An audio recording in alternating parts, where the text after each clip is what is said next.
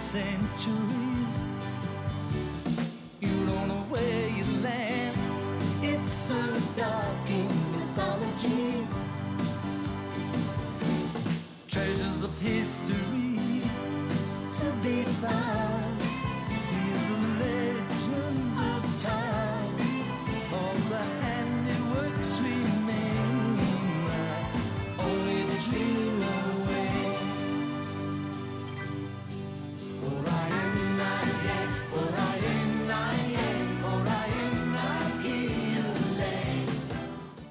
Season 21 was unusual, construction-wise. For the first time since Season 4, we had a season that straddled two Doctors. The Fifth Doctor regenerated at the end of the penultimate story, so the Sixth Doctor got his debut in the finale rather than in the next season. And like Season 4, the entire cast changed. If you only watched the first and last story of Season 21, the only reason you'd think they were from the same season at all is because both the opener and closer are shit. This season includes the best story of the Peter Davison era, 80s Who in general, and possibly the best story of the classic show, and it's immediately followed by the worst story of the Colin Baker era, 80s Who in general, and possibly the worst story in the classic show. It's amazing, it's like the show collectively felt they couldn't go any higher and so threw themselves off the mountain. Season 21 ran from the 5th of January until the 30th of March 1984. It opens with Warriors of the Deep, and the long-awaited return of both the Silurians and the Sea Devils. It's 2084, and the world is embroiled in a Cold War. Rather similar to the one the world of 1984 was in. The world's paranoid and on the brink of nuclear war.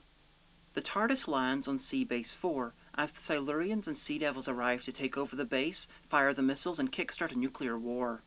So they can hopefully destroy humanity and eventually get their planet back. It's a good concept.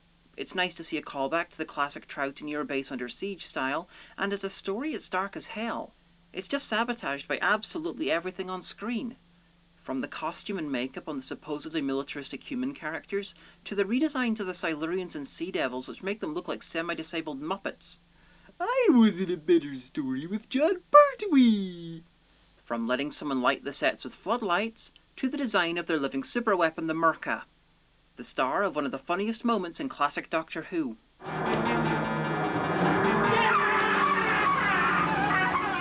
That was so terrible, I think you gave me cancer. By the way, that's Hammer horror legend Ingrid Pitt kicking the Merca. The Silurians and Sea Devils are also calling themselves Silurians and Sea Devils, even though they were nicknames that the humans had for them in previous stories.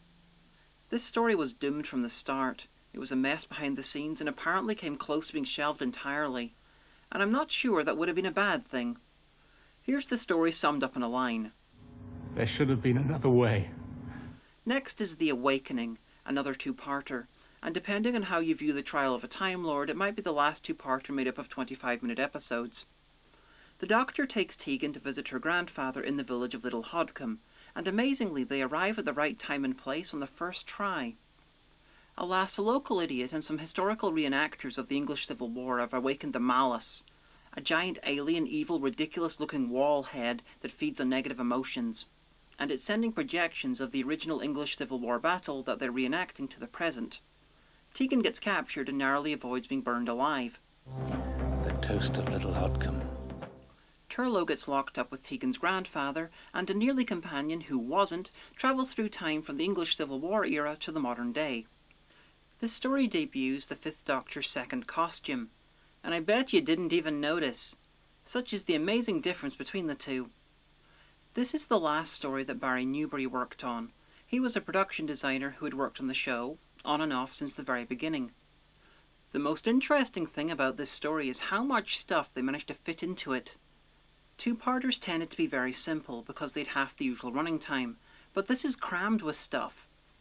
It's not a brilliant story. The English rural weirdness type thing was done better in The Demons or in Amy's Choice in the new show, but it's much better than Warriors of the Deep. Frontios comes next, and it's pretty dark. The last vestiges of humanity are barely surviving on a desolate planet called Frontios, constantly bombarded by meteors, and sometimes being swallowed by the planet itself. The setup is a bit like Utopia from the new show, crossed with the Hungry Earth. The TARDIS is destroyed when it gets swallowed, and burrowing underground are the Tractators, an insectoid-ish race that were responsible for the near genocide of Turlough's people. The Tractators are controlled by Gravis, the only one of their species with sentience, and when he's not fucking over the humans, he's having his people dig to the centre of the planet, using a machine that's powered by the humans who were earlier swallowed by the planet. What's he gonna do at the planet's centre? The usual, turn the planet into a massive spaceship and conquer places. Even if they succeed, the Daleks will kill them for stealing their idea. This is the strongest story thus far. It's bleak, dark, and the Tractators are the least ridiculous insectoidish race this season. So, does the TARDIS get fixed? Yeah, probably. They're in 1984 in the next story, Resurrection of the Daleks. It's Tegan's last. The Daleks have set up a time corridor between the present day and a ship in the far future. They're attacking a prison ship and killing everything on sight in order to rescue Davros. The Daleks are desperate because they lost their war with the Movellans. The Daleks were no match for their style. Nah, the Movellans used a virus that killed the hell out of the Daleks, and they need Davros to create a cure. They're also busy cloning people to create agents, and plan to use a Doctor replica to assassinate the Time Lord High Council. By the way, that was retconned to be an early part of the Time War by Russell T Davies. So Davros begins altering the minds of Daleks to be loyal to him, and only him. Anyway, lots goes on in this story. Lots and lots and lots. And most of it involves killing people. Things, clones, mutants, and other people. This is one of the most violent stories in classic Who. It is a higher death toll than the Terminator, but weirdly has a scene where the Doctor intends to gun Davros down, but in the end doesn't. Not because he doesn't want to, but because he hesitates a bit. 1, 2, 3, and 4 wouldn't have hesitated, and the story would have been a quarter shorter. Since it's 1984, and therefore the right year for her, Tegan decides to stay where she is. She's seen too much violence. And seeing as this season has thus far featured a story where almost everyone dies, a story where the monster feeds off violence, a story where the human race is almost wiped out, and this, the story with the highest on-screen death toll, she might be right about this. If you stop enjoying it, give it up. Tegan. It stopped being fun, Doctor. This marks the debut of Terry Malloy as Davros. He plays the role until the end of the classic show and on audio to this day. He is my favourite Davros. Now, the most memorable thing about this story is the violence. The story's okay, it's not bad, but the death toll overpowers everything else. But at the same time, it works dramatically with Tegan's departure. From there we go to the Planet of Fire, and the latest piece of foreign filming, the island of Lanzarote. This is Turlough's last story, and we pick up a new companion in Perry, an American botany student, though her accent doesn't really resemble Earth American accents. Oh, you've done it! The fire's out! Perry was instantly very popular with some of the audience, but over time she became one of the less popular companions. I really have no idea why. After Jamie, she's my favourite companion. Lanzarote plays both itself and the planet Sarn, the titular planet of fire. What's going on is this. Chameleon remembers that he exists and gets mind-controlled by the Master, and therefore shape changes into him so they don't need to use the fucking robot. The Master was trying to fix his tissue compression eliminator, which is a weapon he uses to shrink people to doll size, which kills them. Alas, it went off and he was working on it, and now he's the size of a doll and not dead for some reason. He needs to be brought to Sarn so the planet's healing gas/flames can bring him back to size. Yes, really. Alas, the healing gas/flames get turned to not heal, and he apparently burns to death. Turlough decides to leave, and the Doctor kills Chameleon. Destroy me.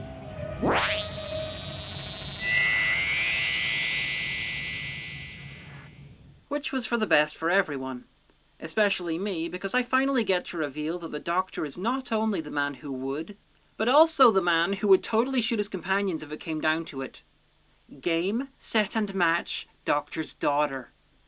The location filming was nice, it's always good to see Anthony Ainley, and the Master wasn't quite as silly as he sometimes is, but I'm not a massive fan of this story. For me it's stuck between two much more interesting ones. I was very sad to see Turlough go. He was selfish, cautious and secretive.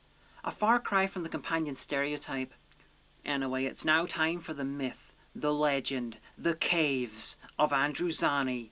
A story so good that I personally got offended when it was referenced in The Doctor, the Widow and the Wardrobe.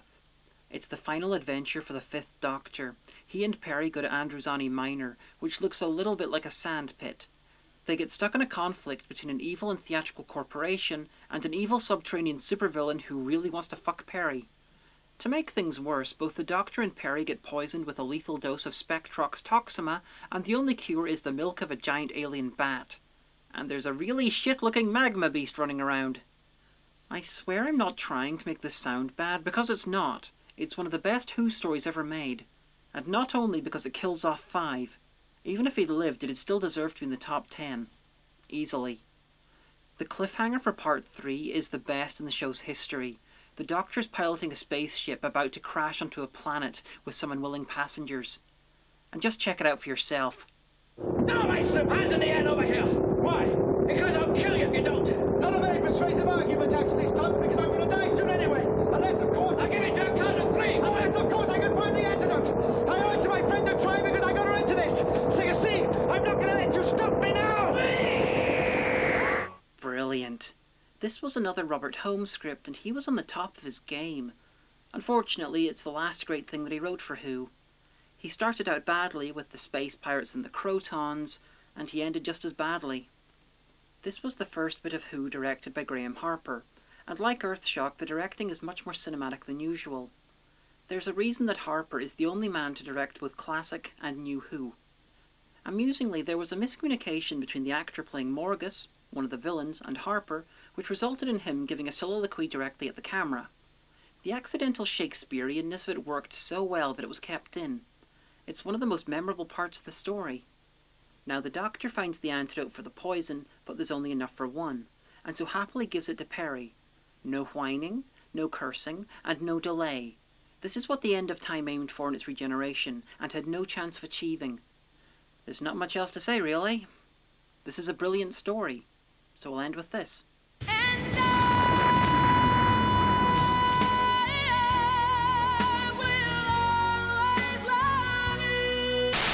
And now on to the last story of the season. The Twin Dilemma. I did a whole review of this story explaining its many types of crapness, so feel free to Google Twin Dilemma 20 Who if you want to see that. If you don't, here are the basics. Doctor Unstable, Doctor Strangles Perry, Evil Space Slugs, Insane Planetary Physics, Insane MacGyvering, Horny Klingons unable to run their own planet, and terrible child acting. A pair of twins are kidnapped by a Time Lord who used to rule a planet called Gioconda. The twins have amazing mathematical abilities, so an evil space slug that now rules Gioconda wants them for his plot. A plot which involves exploding Gioconda and sending his race's eggs flying through space and therefore conquering the galaxy. The biggest dilemma you have about the Twin Dilemma is whether to burn your copy or keep it as a warning to others. But it does have one piece of incredible honesty and insight. My last incarnation. I was never happy with that one. Why ever not? It had a sort of feckless charm, which simply wasn't me. What absolute rubbish! Oh, but this has been a timely change. Damn right. This story's reputation as one of the worst in the show's history is very well earned. And the fact that the audience had its terribleness to stew on for months and months and months before season 22 was one of the reasons the Sixth Doctor didn't do very well. But I'll talk about how bad the Sixth Doctor era was, and how much I personally love the Sixth Doctor himself next time. Join me then for the return of the Second Doctor, a new recurring Time Lord villain, and a season that is so bad, its very best story is merely okay. Measure the mystery and the sound. It's like taking up time. Shape of handiworks remain. Only a dream around.